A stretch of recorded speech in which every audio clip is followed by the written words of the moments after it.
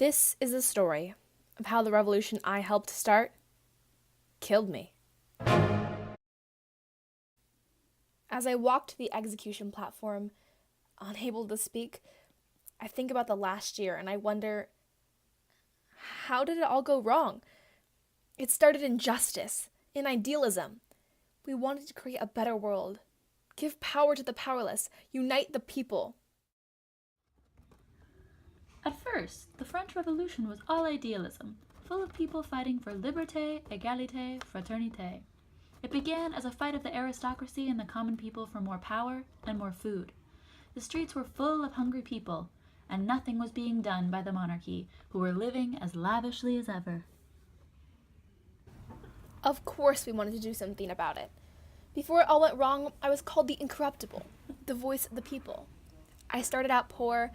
I spoke for the Third Estate in the Estates General and was an essential member of the National Constituent Assembly, which formed the Declaration of Rights of Man. I advocated for the voices of the downtrodden. And remember liberté, égalité, fraternité? Yeah, that was me. With the advent of the fall of the Bastille, the formation of the National Assembly, and the great fear spreading throughout the countryside, things were at a fever pitch in France. People were rioting, but conditions weren't getting any better. To top it all off, Louis XVI and Marie Antoinette attempted to flee Paris and were exposed as counter-revolutionaries by letters they had sent to Austria, their revolution's enemy.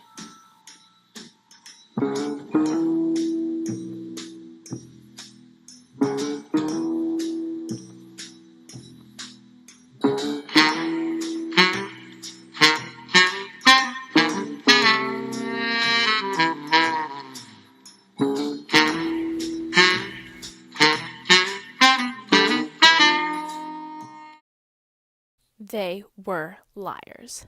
This was a betrayal that couldn't be lived down. The people were on their own, now explicitly working against their rulers. They had to take matters into their own hands. The king must die in order for the revolution to live.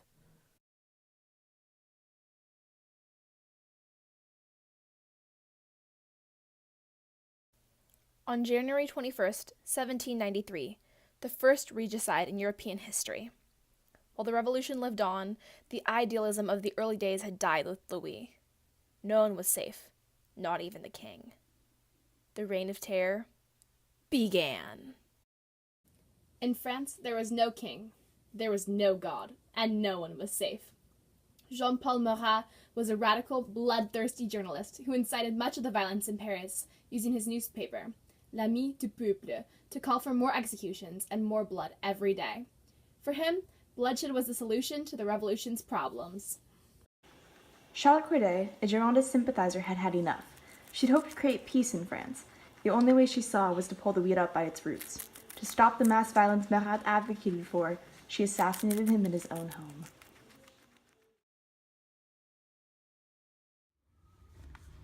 However, her efforts had the opposite effect. Revolutionaries turned Marat into a martyr for the cause, a Christ figure in the country. The names of churches were stripped. Religious icons were destroyed. Many replaced with images of Marat. Priests and resistors were loaded onto boats and mercilessly attacked and drowned. The Christian calendar was dismantled and secularized in an effort to free the common people from religious duty and ritual. September 22nd, 1792 is day one of year one, the day the monarchy was officially abolished. With no king, there needed to be some kind of executive body. Thus, the Committee of Public Safety was born, a group of 12, at first headed by Danton, a moderate Jacobin. I couldn't let that stand. At first we were allies, but I realized that we needed a more extreme leader. The revolution couldn't have a weak man at its head. They were all extreme leftists who enjoyed a practically dictatorial power. Once we figured that out, our job was to save the revolution from its enemies, both domestic and international. Robespierre's paranoia was becoming ever more evident, especially after the assassination of Marat. The Committee for Public Safety issued a law known as the Law of Suspects in September of 1793. This law essentially made the justice system an enforcer of the revolutionary government's ideals. The law set up revolutionary tribunals to try and punish those suspected of working against the revolution with death. Our main purpose became finding the internal enemies of the revolution and removing them from the citizenry so they did not turn the public against us. It was bloody, but necessary. While we were keeping internal enemies at bay, we also had to fight and worry about the external enemies, the foreign armies getting even closer to Paris. The Levée en Masse was basically a massive conscription effort to get more men into the French army. The act reads such: "From this moment and until all enemies are driven from the territory of the Republic, all French persons are placed in permanent requisition for the service of the armies." It was an effort to transfer political ideologies and fervor into fearsome military strength. This policy of mass conscription helped to make the biggest army that the European continent had ever seen and helped France to have an eventual military breakthrough. Matters became violent, not just against other countries like Austria and Prussia, but internally, against individuals who did not enthusiastically express that they were with us. There were police spies everywhere. Anyone could be tried for anything. It was a terrifying time for any French citizen. If you were not showing active enthusiasm towards the revolution, anything you said that seemed even the littlest bit suspicious in being against the revolution could result in your arrest and execution. The communes in each neighborhood contained a revolutionary tribunal that we put in place. Each tribunal was run by Jacobins. Marat bless them. The Jacobins worked tirelessly to institute arrests and ensure execution to anyone within the commune who seemed the slightest bit suspicious. Anyone who wasn't Jacobin could not be trusted, and that included our queen. With Marie Antoinette's death on October 16, 1793, the whole revolution had shifted. There was no one left in the royal family to assume the throne besides Louis XVI's brother, Philippe, who was later executed himself. When Marie Antoinette herself was on trial for treason, we also accused her of incest with her son. The women of this trial seemed to think that this accusation went too far, but Antoinette deserved whatever was coming at her. The people had ripped Marie Antoinette's children away from her. Her son, who she was accused of incest with, later died within a couple years after Antoinette's execution because of extreme abuse and neglect he faced because he was from the royal family.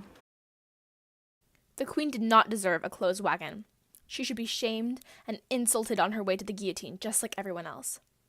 She needed to take what she deserved. We executed the last queen of France, ending the monarchy once and for all. Though Marie Antoinette faced a brutal end, other women also played an active role in the revolution, and many pro-revolution women formed the Society for Revolutionary Republican Women. This group worked to expand the focus of the revolution to include women as well, essentially to change the Constitution on the rights of men to the Constitution on the rights for all.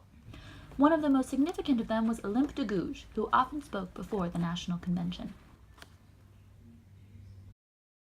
Those women were insufferable. They wouldn't leave us alone. They showed up to our National Convention meetings, sitting on the edges, heckling us. They wouldn't stop yelling about their rights. We knew we had to stop them. These women certainly made themselves known to the men of the convention. As a response, the society was shut down by the National Convention, but Robespierre and his Jacobin followers didn't stop there. Women were forbidden to meet in groups larger than 5, and if this rule was broken, they could be subjected to beating and arrest. I couldn't let them go on. They were growing too powerful. So I cut off the head of the snake, Olympe de Gouges. She was executed on suspicion of treason and counter-revolutionary activity. That certainly shut her up.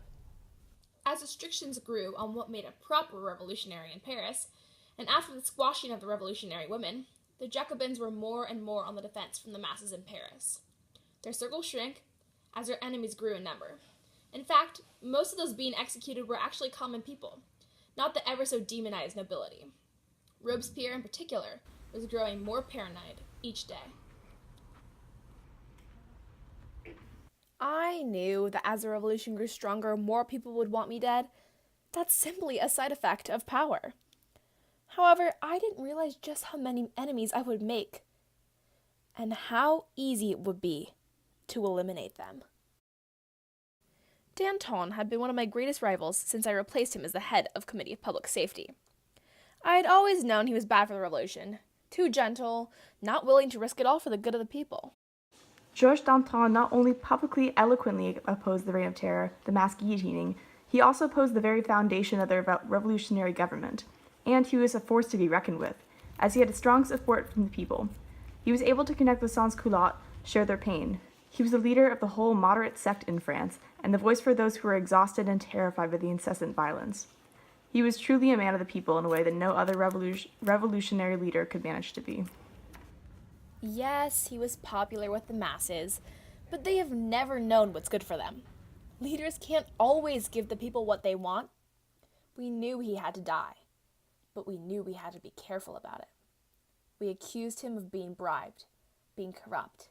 We layered on accusations. Danton was arrested when the government grew tired of his opposition movement that was growing stronger by the day. Danton's trial was actually from 4 a.m. to 6 a.m., the morning of April 5th, 1794, and he was killed that morning, far too early for any mob to witness it or protest. Danton spoke ferociously at the trial, all bold and telling us what he thought of our reign of terror. But we all knew he was going to die in the end, so it didn't matter much what he said. One of our most powerful enemies was dead, and his friends too. So we should have felt safe. However, it still felt to me as though my enemies were everywhere. With Danton excised from the Committee of Public Safety, I could move forward with a firmer strategy. A close associate of mine approached me shortly after the execution of Danton, a man named Georges Couthon. He had just returned from Lyon. He concluded that Lyon was in a fit of political unrest, a state of rebellion. Couthon noted that an example could be made out of Lyon's self-destructiveness, and more than this, a source of power could be cultivated with reasonable cause. We started to draft a law. The law of 22 Parial was enacted on June 10th of 1794, and it was also called the Law of the Great Terror. The law essentially deprived any accused person the help of counsel and of witnesses in their defense trial, and it stripped practically all rights from the defendant. Revolutionary tribunals were charged with very fast verdicts, the two options being innocence or death by guillotine. It was one of the most visible examples of the common mentality that was liberty or death. We proposed the law without much consultance from the rest of the committee. We predicted that would not have been favored. Many qualms were raised against the measure, but Couthon argued magnificently for it, winning over the convention. Eventually, if the accused are guilty, they deserve no aid in their defense. If the accused are innocent, then they shouldn't need help in proving their virtue. After all, the law was necessary to protect the republic that we had fought so valiantly to achieve.